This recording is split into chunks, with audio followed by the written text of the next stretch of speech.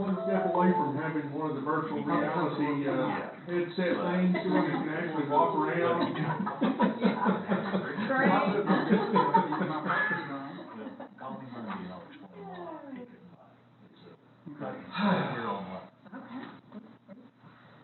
Thank you. Is this mine or yours? Yours. Thank you. Turn this up right here, so.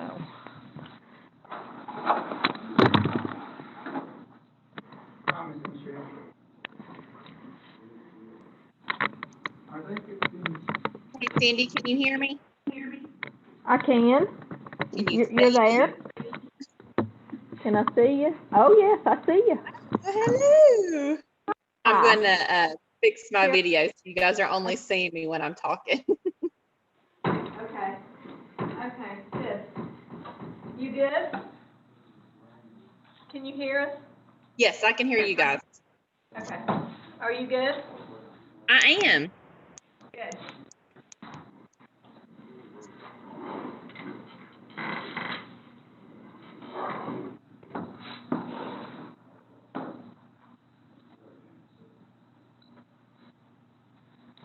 And you remind me after the meeting, I need them to sign that letter of support for the broadband, and we need to send it to them. Because they're going to send their application, it's due Wednesday, but they want to mail it today. We'll get them to sign it. And I don't have 2 signatures.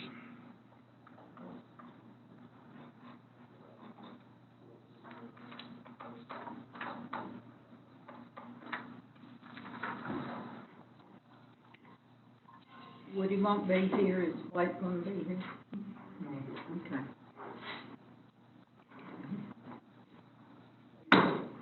Good afternoon, each one. We will start our special meeting for today, October the 9th, 2020. And, we apologize for Monday, but it's just technical trouble and we couldn't do nothing about it.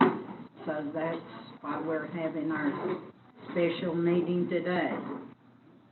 And we have Mr. Dennis Aldridge here as Commissioner, Mr. Tim Phillips as Commissioner, and Martha Hicks as Commissioner. We have, Mr. Woody Hall Young is on vacation and Mr. Blake is out for personal reasons. Let us have our invocation, and Mr. Phillips, will you lead I us? certainly will. Lord, thank you this day and all your many blessings. Lord, just thank you for this opportunity to come out and do the business of the county. Lord, just please bless us with wisdom and discernment, Lord. Be with all those that are sick, Lord, and all those that are hurting. And most of all, Lord, be with those that are lost and watch over and take care of them and help them come to know you. In Christ's name we pray. Amen.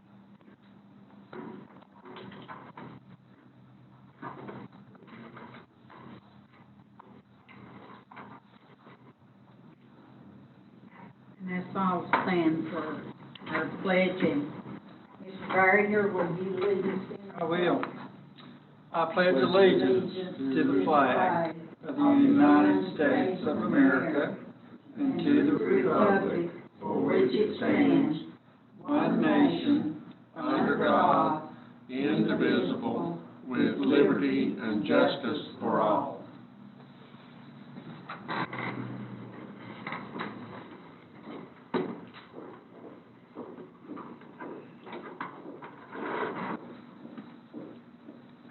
And we would like to say for each one to remember Phyllis Ford's family, and Phyllis worked for the county here as commissioner for 18 years, school teacher for 34, and she'll be missed.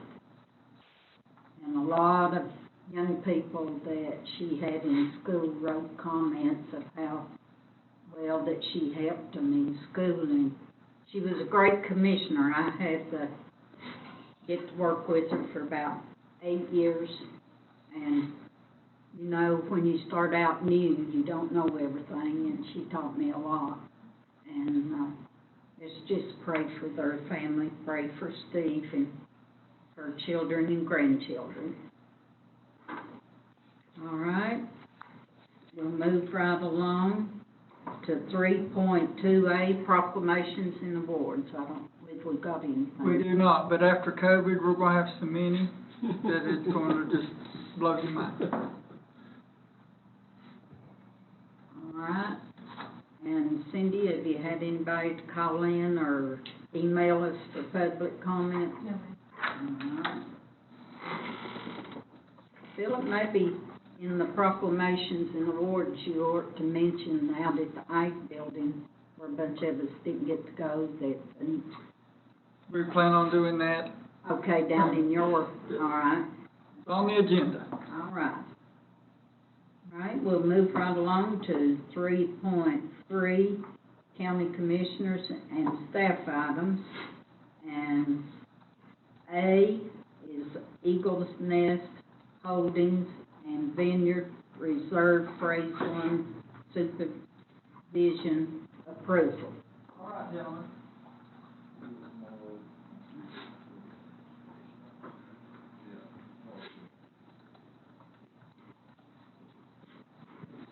How you doing?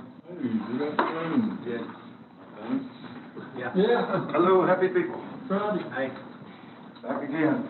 Like I said, That's good. and this is just, exactly, this is all phased, and what you're doing is,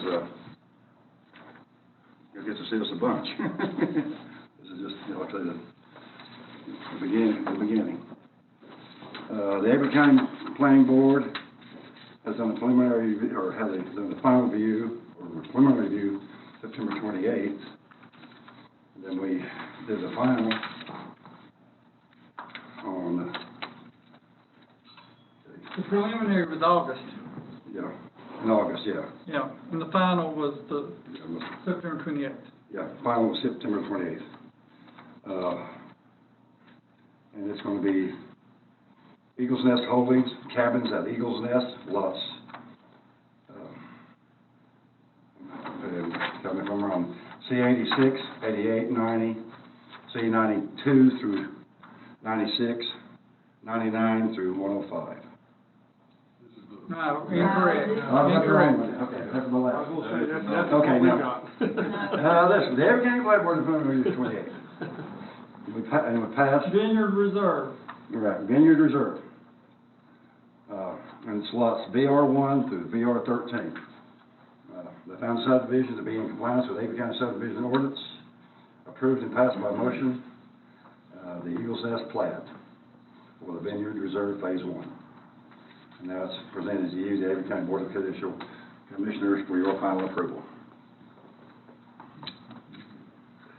If I could, just help orient me, this would be the area, across Old Beach Mountain Road, not directly behind the actual little, vineyard building there, Right. the new building, but Winery. more up on the hill. Yes, sir. If you're looking at that building, so we have the winery building right off Right. Beach Mountain, and we built a gate there to the right. Yes. So if you go up that hill, everything, to the left of you is part of the original Vineyard Village. This is a road that comes off of that road, just around the first curve back to the left, and goes back through there, on the right-hand side. So it's kind of the eastern section, if you're looking from Old Beach Mountain Road up on that ridge line and then down around the ridge. Down to the tree line Yes, down there. Right, Okay. I'm just sort of trying to get the orientation in my mind of what we were, sure. where we were looking there. I think, did you write up there? Yes, Okay, yes. yeah. All right. There's with so many of the sections having the word vineyard in them, it's hard to differentiate, I'm just glad to get away from Eagle. And these are all about 1 acre lots I see on the plat. They are, they're anywhere from that to just over 2 acres. Between an acre and just slightly over 2 acres, so. I remembered the, average, I think it was a little less than 1.5 acres. Yeah.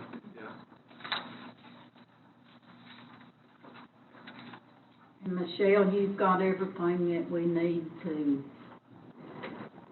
think the planning board met and duly approved it, what I've received. Yeah, all right. Do You I, move to approve? yes, I move to approve. do I hear a second? Second. And how do you vote? Mr. Aye. Bowman? Dennis Aldridge, aye. Tim Phillips, aye. Martha Hicks, aye. Gonna sign it now?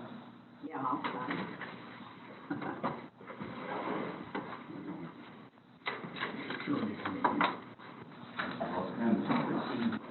Did better a little bit though. Should have forwarded it the Thank you, other in way. that right corner, yes, sir.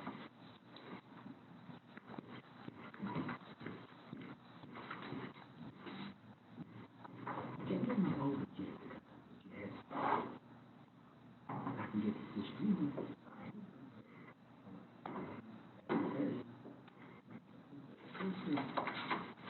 Does that need to be signed or anything? If you can, I'll keep that one for number eight. All right. Yeah. Oh, when I pick.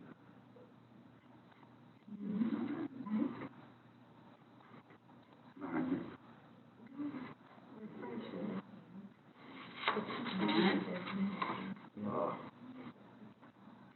Some of the paper copies on too.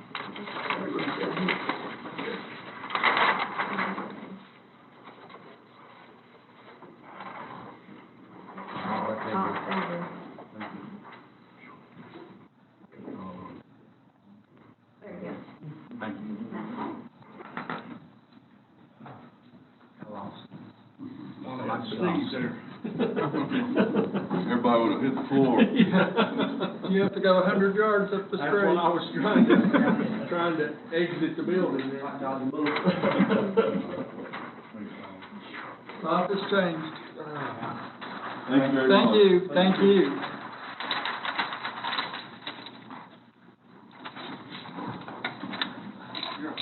All right. All right, See, Tom. Good afternoon. thank you. 3.3B, Tax Administrator's Report, Mr. Bruce Daniels.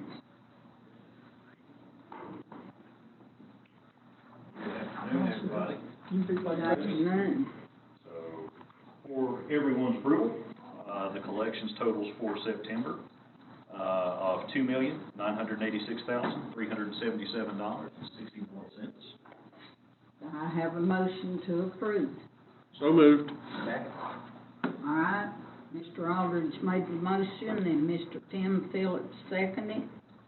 And how do you vote, Mr. Aldridge? Dennis Aldridge, aye. Tim Phillips, aye. Martha Hicks, aye. We do have a slight number of releases also for your approval totaling $57.93. Move to approve. Second. All right, Mr. Phillips made the motion to approve and Mr. Aldridge seconded. How do you vote, Mr. Aldridge? Dennis Aldridge, aye. Tim Phillips, aye. And Martha Hicks, aye. And just kind of a snapshot of sales, again, another really, really good month, as far as the number of sales are concerned, with 167 qualified sales. Again, looking at the numbers of certain disqualifications that we use, with multiple parcels of land, furnishings included, or structures that weren't necessarily taxed as complete on January 1, we had 203 sales. So again, just an astronomical number of sales coming through, where for the month of September, we were at roughly 75% of assessed ratio. So sales prices are up. You can tell by the sales that I presented to you, that this kind of illustrates some of the difficulty that we have with kind of the roller coaster values, one above, one below, one right on, so on and so forth. So luckily, we're seeing more sales prices being above what our sales or our assessed ratio is right now. So sales prices are treating us good as far as the tax base is concerned. It's good to see at least a couple on here that are on the other side of that ratio, because we've been having everything tended to be on the high Right. sales side. So I think it's good to show the balance And that's what I want, I never want to give just a wonderfully rosy picture that everything, oh, hey, look at these numbers, we're great. You know, everything needs to be out there, warts and all. Sometimes we miss, what the sales prices are. And, you know, there's an art and a science to it. We do the best that we can with it, but, you know, sometimes we miss, sometimes we hit. Sometimes we're way off high, sometimes we're way off low. So it's a situation where we try to do the best we can. I've got the best appraisers around, in my opinion. So I think they do a tremendous job, and if we miss a sales price, I don't feel that that's a reflection on the staff at all. It's just more real estate being beauty is the eye of the beholder. Somebody will pay more for a piece of property than someone else will, so, Here's what I found fascinating when I looked at those values. 14 and 18, if I average those, we're right. you're at your sales price Right. today. So I twist that in my head saying, what is that saying about the market? So, I mean, 14 was a great time. Right. 18, we saw a decrease, and now we're back We're kind of in the getting back middle. out to So, those values. we're not at that high end that we were, but we're not as low as it, so you're right there in the middle, so. But, you know, hopefully, you know, obviously, we're working on the revaluation right now. That'll go live January of 2022. So we're paying very close attention to our sales. We're looking at our prices. I feel very confident in saying that there will be an increase in the tax base and tax values as far as what we're looking at right now. So, you know, like I say, the market's in a good place for taxing purposes. Let's hope it stays that way, but we all know that the housing market is a cyclical market with highs and lows, and often deep lows can follow high highs sometimes, and we just have to make the best of it that we can. If, just for information purposes, if someone may be looking at this and hearing what the ratios or percentages that are listed on here, could you give us just 15 seconds on how what that computation shows for people who may not know? Well, really what that is that's just an overall average of the sales price versus the overall average of the listing price. Or when I say listing price for tax purposes. So it's just a situation where 75% of the value, it's not necessarily a reflection that we're all completely, totally under the value. It's not a reflection that we're over the value. It just says that right now we need an adjustment, and that's what our revaluation is going to do. If this ratio were staying right around 95 to 102%, saying that you don't really necessarily need an adjustment in what you're doing. Once it drops into that 10 to 15%, in this particular case 25%, it just shows that we need to look at a readjustment in what we're doing with our values. So that's why we're on the 4-year revaluation cycle. It's just an indicator that yes, our values are a little out of date. That's what I was trying to, Right. for people who may not understand Right. what that, and that percentage is based on the total number that we're looking at on a monthly basis? Yes. And it changes every month. Some months it's better than others.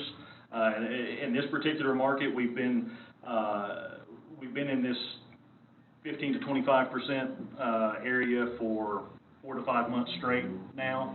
So that, you know, that's showing increased activity in the real estate market versus leaving our previous values behind. So that's why it's going to be very important for us that this revaluation is coming at the right time. You know, this 4-year period, you know, there may be a time in the future when I'll argue that we need to make a resolution to push that back, even though the state's wanting to make it mandatory for 4 years as opposed to the mandatory for 8 now. But if they don't do that at any point in time, depending on how the market plays, I may come in and say, folks, I'm going to recommend that we go to 6 years or 8 years with the next revaluation. But in this particular instance, we need one. That's kind of I was building to that Right. to help people understand why that was so necessary. Yes. So it's just, we're showing too much of a divergence between sales prices and assessed for value right now. Yes, sir. One thing that I've noticed, that a lot of old homes that were sitting unoccupied, they've been bought, and people are up our road, one house, I know it's over 100 years old, and they have really worked on that house and made it look so nice for the community. And what's surprising to me is the number of houses that need work. I'm astounded by the sales price that they're still pulling in. Right now, the way that the market is, a lot of older homes, like you said, may have been unoccupied. They're still receiving a premium as far as selling right now, because in my layman's knowledge and just simple guesswork, people still see the real estate prices in Avery County as an attractive proposition.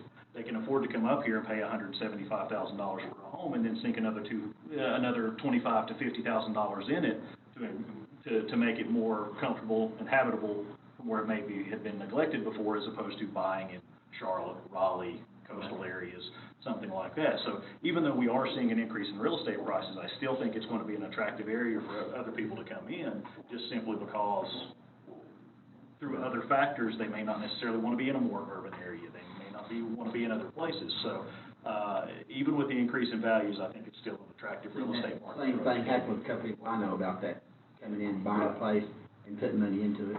Right. So, And yeah. it's an interesting dichotomy that we're dealing with, because out in the rural areas of the county, places that are what could be considered a fixer-upper, they're still receiving a premium. But you go into these resort areas and some of these older homes that we know have been built many years ago, and in a lot of cases not touched since the initial construction, those are actually being a much lower offer being made, typically because they're not attempting to remodel. It's just a complete tear down.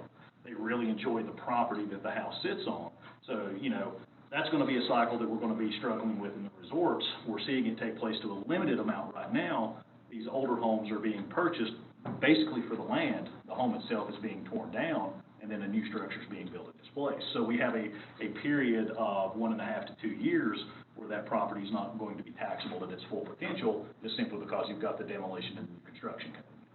I think, looking at this and discussions like this, I think are important for people to realize the complexity of this market for the next 3 to 5 years.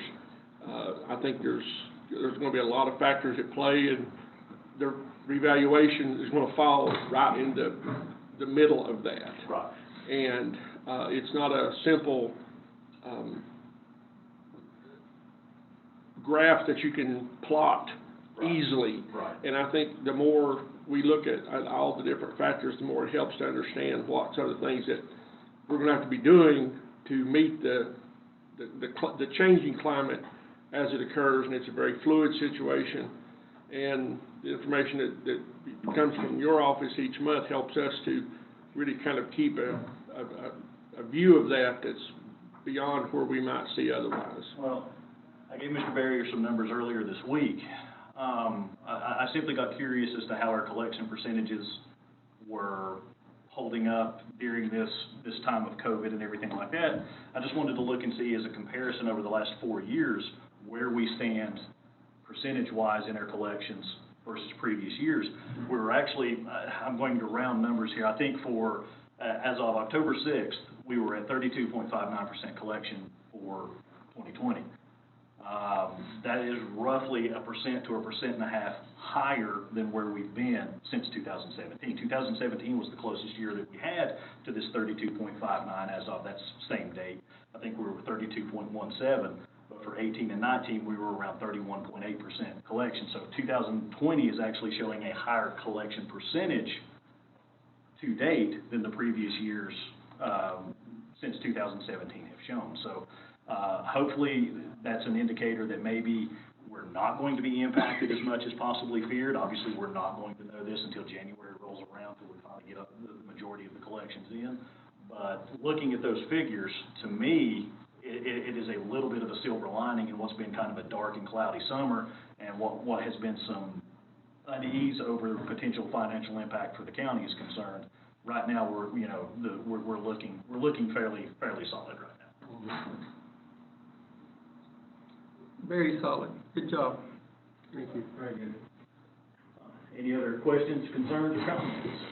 Just thank your bench. Great job. Yeah, honestly and truly, it's the best group of people you could ever hope to have. You worked with them for far longer than I have at this point, but it's a situation where person for person, I'll take that office against anybody else. I really truly do. Thank you. Thank y'all very much. Tell your office I'm not dead, I just mailed my taxis in because I'm coming to see them. That's the first time I've ever mailed my taxis. We look forward to having y'all up there. We've had a little bit of remodeling work done, to kind of, close up the office a little bit, so it's hopefully entering the, final stages, so when that comes up, I would love to have y'all swing by and just take a look. I'll be back. So it's coming along well. Thanks, y'all. Thank Good job, you. Rex, and thank you. Thank your employees. Will do, yes, ma'am. All right, we'll move right along to 3.4. Our county commissioners' reports and requests, our county manager's reports. Okay, afternoon, board. Community building at, your, ag extension up at Heritage Park, it's beautiful. Thank you, thank the taxpayers. It is going to be a wonderful addition to Avery County. We had a construction meeting yesterday. The mechanical people were there yesterday. The trim guy, was there. The doors, the real doors for the new entrance is to be delivered Tuesday. The roofer will be there next week to finish up. The exterior siding is going to start next week. The heat guys were told to get there and get their stuff finished up.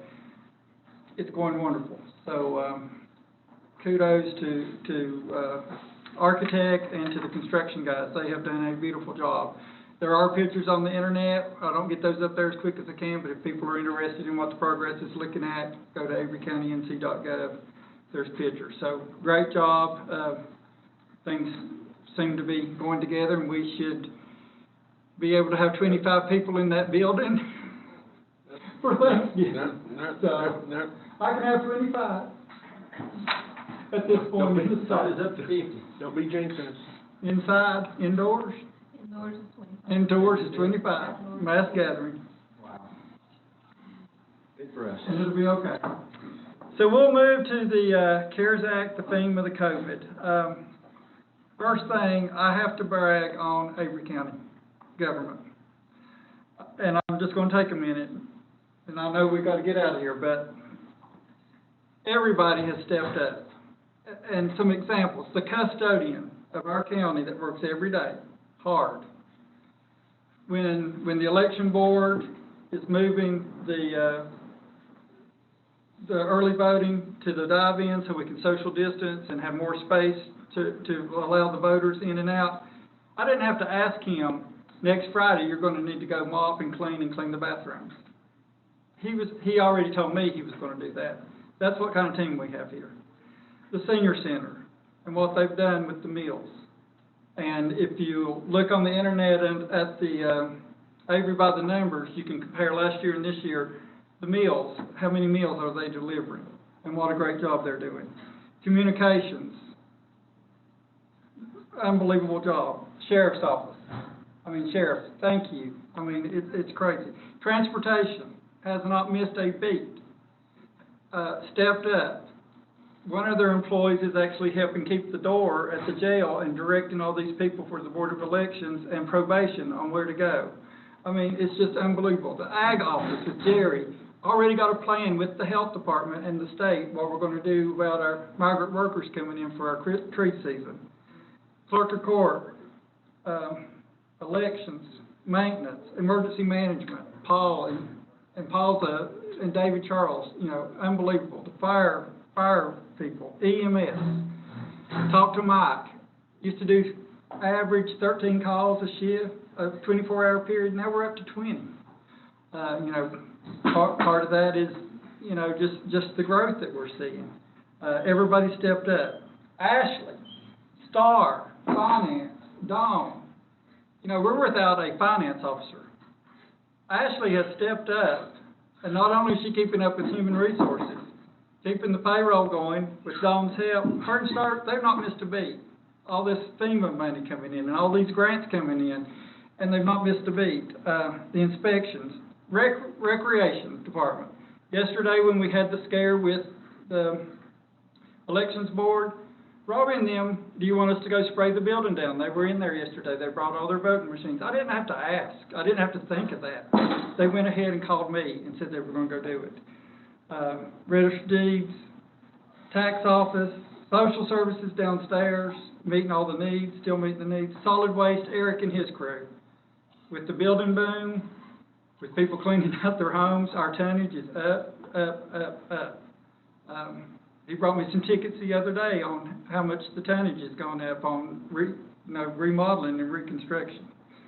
Veterans Office, done a great job. High Country Council of Governments, WWAMI, you all, the commissioners, the radio, the newspaper, Chamber of Commerce has stepped up. And then that young lady sitting over there, and that young lady sitting over there. Couldn't do it without them. So I just want to say, I hope Avery County citizens realize what a team they have, and I am appreciative to try to at least help run the ship, because we got the best team ever.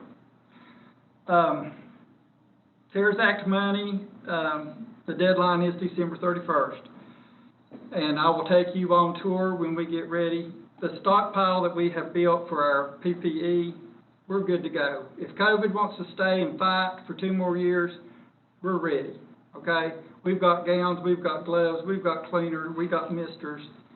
It's getting stored. It's going to be, they've cleaned the building, they've got shelves, it's all organized. So when we get ready to send in our report of how we spend our CARES money and show our taxpayers what we've done, we'll have pictures and evidence. Here's what we've done with that money. Just like Bruce was talking about the upgrades we did to the tax office to keep them safe. That came with the CARES money. We've ordered our equipment for our virtual workplace.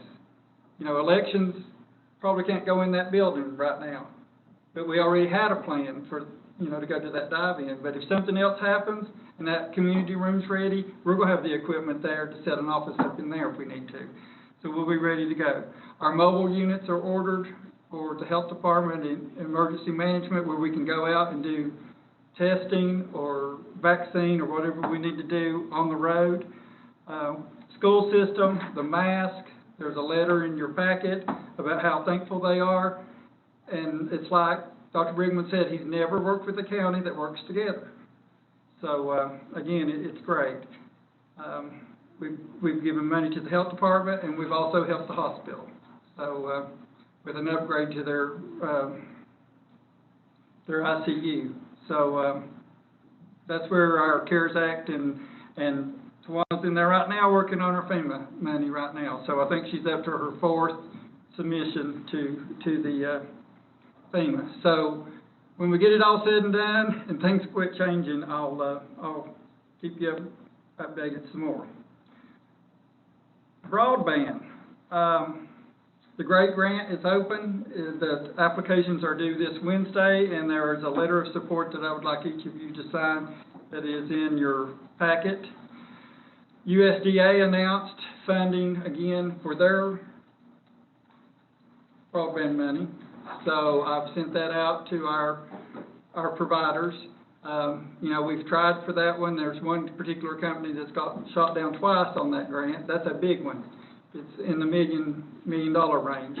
So they're going to go after that funding again. We have not heard from the Appalachian Regional Commission on the grant that we applied for 60 days ago, but they did ask questions about our application to High Country Council of Governments and Michelle Ball. And again, what a great person and what a great team that is. So they are asking questions about our grant, so I feel good that at least it's not laid to the side. They're asking questions. So please let everybody know we're working on broadband as hard as we can. Brent was in my office yesterday morning with Skyline SkyBest, and we had Dennis on the phone and with IT talking about what else can we do to get some broadband out here quick with these virtual learning days and the needs for our school children. So we're working as hard as we can. Had a Zoom meeting yesterday with the Managers Association for the state, and all it was about broadband. Frustration throughout the state because it is evident we've got to have it now. And luckily, one of the main things that came out was this thing from the government that said if one person in a census block has broadband, then they consider the whole census block covered. and how bogus and unreliable that is. So I'm asking citizens, everybody you can find, to please do those surveys that's on our website about the need, because we've got to map those needs. Because when you got those needs mapped, then when you send that grant in, they look at that map and say, oh gosh, here's a whole pocket, that's underserved. But the information out there they get, especially when the census block, if one person had it, the whole census block's deemed covered. That doesn't get it, because you go house to house and it's different, especially with the, with the satellites and stuff like that. Legislative goals, I think y'all have had time to look at those priority goals, and those are due October 15th, which is next week. Is there anybody that has anything they want to add, take off of our goals? Do we want to submit? Let's move forward with the 5 goals as presented last year. Of course, broadband and school capital is number 1 and number 2, and I know that we've had those on our needs for years. So does anybody have any thought on any of that?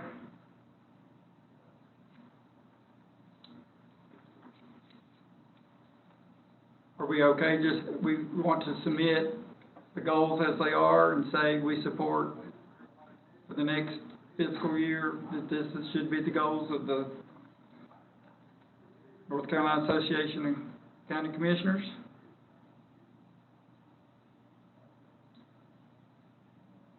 I've been waiting if anybody wants to add anything or take away from it before we.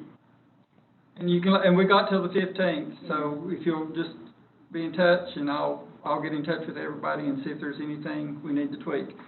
Well, Workforce housing, I would like to personally just push to the front myself. I was just going to say on these legislative goals, number 4 on this list, that's, talking about the state resources to ensure county ability to provide essential public health, behavioral health and social services consideration to incarcerated persons. They're working under the assumption of the Medicaid transformation going forward, and I think that's a very unclear area right now as to what that's going to look like. So I appreciate the sentiment there, but that is a very iffy situation at best of what that's going to look like, and then how that's going to be used. We've talked at length about the use of local resources to provide all these services, and how that might change in behavioral health, governments and administration. And I would like to see that. I think what would be more accurate is that would be considered and looked at regardless of Medicaid transformation going forward or not. I think it would be Good point. something that we need to address without that being a consideration. Part of it. Right. And Sheriff is sitting over here nodding, because y'all remember 2 months ago when Jesse was here with VI, we are going to be the pilot program, and I know it's been 4 weeks, 6 weeks, or 6. We're going to be the pilot program for this behavioral health, virtual stuff, but we've run into a little bit of a brick wall, but they're supposed to get back to me, so. These are things that have been. They're real. On an ongoing struggle that we face. Regardless of Medicaid. Every budget year for, if we look, but every day for the people who are actively involved in. We discuss it year after year, and I agree. It's Regardless of Medicaid. Medicaid. It's Yep. gotta be. That's good. So all right, I'll hush after a couple of more things. On the internet, you can find the Avery by the Numbers, which is our fiscal year that just ended June 30th. I invite everybody to go look at that and compare to last year and look at how great the services are in the county. the county map book that we all enjoy getting at the conferences. You should have got that last Friday in an email with a link, but it's on the North Carolina Association of County Commissioners website. Just type in map book after you get into the site, and it'll pull up this year's book. Avery County looks very good. Are they going to print one? That was one of my goals this week, to ask Paige if we could get a printable paper copy, and I have not done that. It's a great resource It's to online. have, but it's. Yeah, I like the keep one in book. my I like briefcase paper. all the time. Yeah, I'm with you, Dennis, I like paper. I meant to ask, and I did not take time to do that. The Community Development Block Grant, there are homes being torn down today and new homes coming in for those 4 individuals that receive that, and WWAMI's working with the rest of that money on emergency repairs. So that's going on. The Community Development Block Grant that's new for the coronavirus, we will have a public hearing on October 19th. And then, what we've been talking about is help with daycare, after school, for working families, food distribution center, and help with loss of income or rent through rent and utilities because of COVID. Just to give you an idea about the food distribution center need, yesterday, Manna set up out here with Feeding Every Families in the school system. 156 families were served yesterday with food. So, great job for them. The Golden Leaf Grant is still available. I can still take from nonprofits 5 projects for our county, so I'm telling the nonprofits, to let me know what those need to be, because we can support 5 different projects from nonprofits for our county. The regional meat processing thing is still going to go. High Country Council of Governments is writing that grant. June sales tax for September. So what happened in June, that we got our money in September, it's favorable, so it looks good, about a 10% increase. So you can tell there are people here in Avery County. In your informational package, you'll see a new schedule for transportation on a snow schedule. Those days when you get up at 5 o'clock and we can't run those buses, by 10 o'clock sometimes Avery County weather will clear up. So I want to thank Debbie and her staff for saying they realize this. So maybe we can do some 3-hour delays and stuff and still serve those people that need to go to these doctor's appointments on those snow days. Because in the past, it was always if school was closed, then transportation was closed. So they were going to step up and do some assessing themselves, come in and try to get vans on the road for these hospital appointments and stuff. So I want to thank her staff, and the new vans that we just got will help also, because they're all front-wheel drive. So, but those drivers are bold enough to say, we can do this. So again, thanks them for that. I just got an email about, speaking of COVID, that most North Carolina families with school-aged children will be eligible for a $335 coronavirus relief payment. This is for children to help with virtual schooling and child care costs.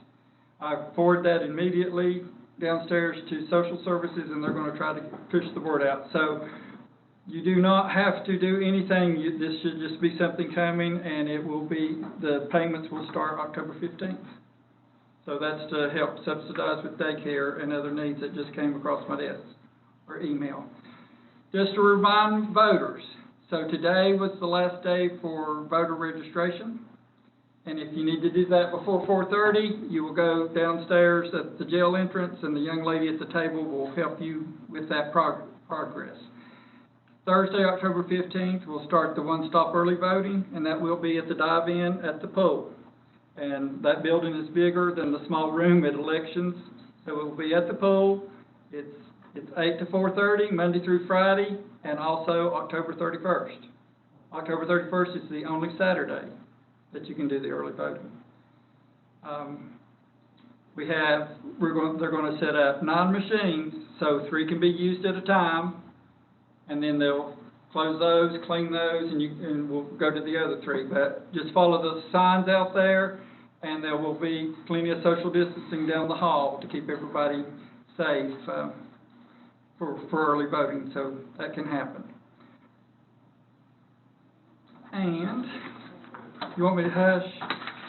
I think that's Yeah, that's it. I'm finished, Miss Martha. All right. We'll move right along then.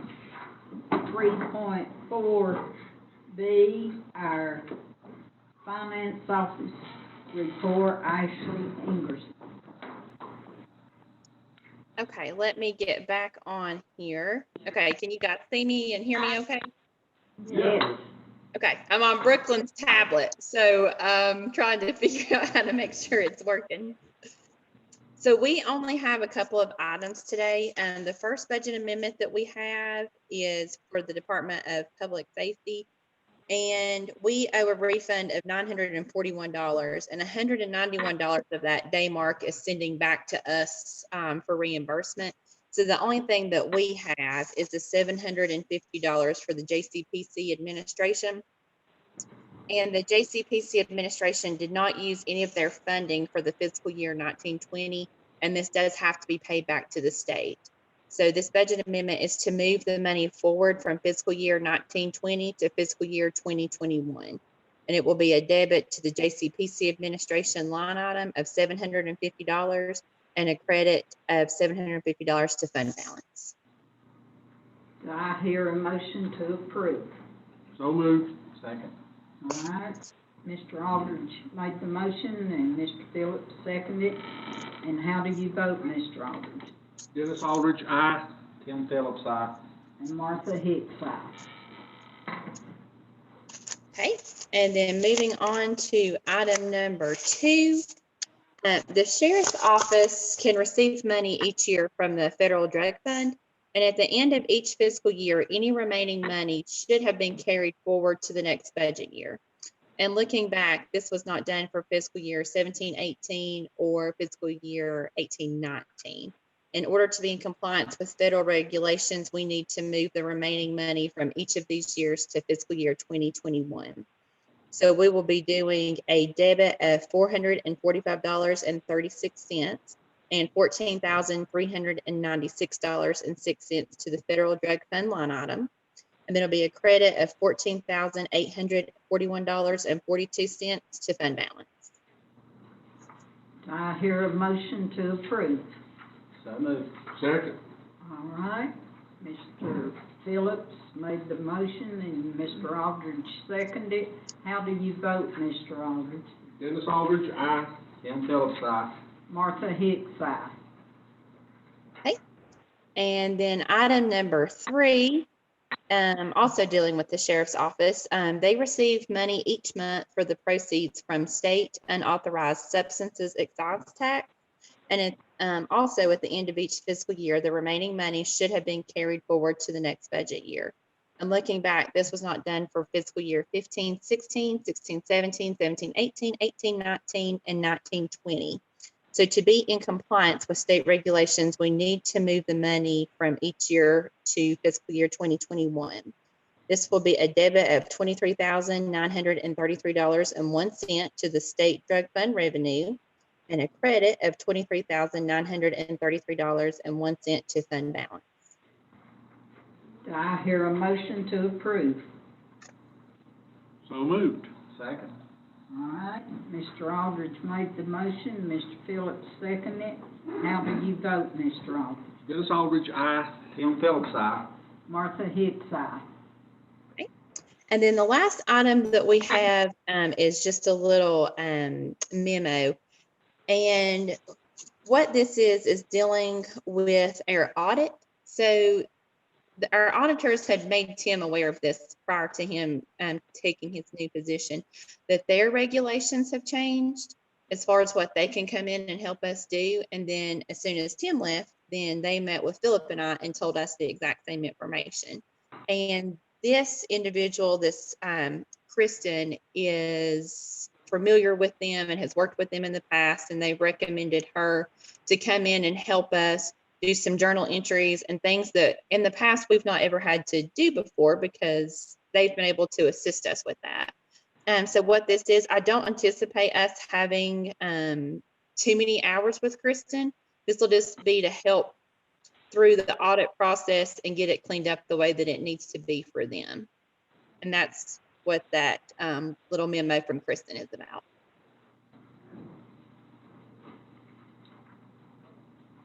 Do we need a motion? Or just consensus? To do a contract, Ashley, with Kristen Robertson to do journal entries to prepare for audit. Yeah, it needs to be approved, the rate is $50 an hour. $50 an hour, yes. So a motion? Would there need to be a literal contract in place? We have an agreement for services that we do for small contracts, and we'll use one of those. It's a standard contract. Michelle has a form contract. Right, Yeah. okay, yeah. Yeah. And I think this just takes care of the things that the auditor previously did Right. and no longer is allowed to do. Not, they Right. chose not to do, they're no longer allowed to do. Yes. And of course, this is the year that the rules change, of 2020. Absolutely. All right, So moved, that we go forth with the contract as is presented at the rate of $50 an hour. Second. all right, Mr. Aldridge made the move and Mr. Phillips seconded. How do you vote, Mr. Aldridge? Dennis Aldridge, aye. Tim Phillips, aye. Martha Hicks, aye. I'm glad we're getting these things told to us and getting it straightened out. Learn something new every day. Thanks, Ashley. Thank you. Bill Bristol, thank you for using her tablet. Yes. Send Phillips the bill. That wouldn't have happened at my daughter's house. My grandson would have jerked the tablet out of their hand and pitched a fit. Just Well, saying. she's at school, so she doesn't know that I'm using Okay. it, so. Okay, that explains it. Oh, that's it. All right. We'll move right along to 3.4, our county attorney, Michelle Ford. Do you have anything for us, Michelle? I do not have anything that requires the attention of the board, today, unless anyone has any questions about anything. All right. We don't have anything. Sorry. We'll move right along to 3.5, our staff reports and requests. Do you have anything? Madam Chairwoman, board, we do not. All right. 3.6, closed session. Do we have anything there, Michelle? I do not have anything. Okay. We'll move right along to 3.7, to approve the minutes of September the 8th, 2020 minutes. Do I hear approval of the minutes? Move to approve. Second. All right. Mr. Phillips made the motion to approve, and Mr. Dennis Aldridge seconded. How do you vote, Mr. Aldridge? Dennis Aldridge, aye. Tim Phillips, aye. Martha Hicks, aye.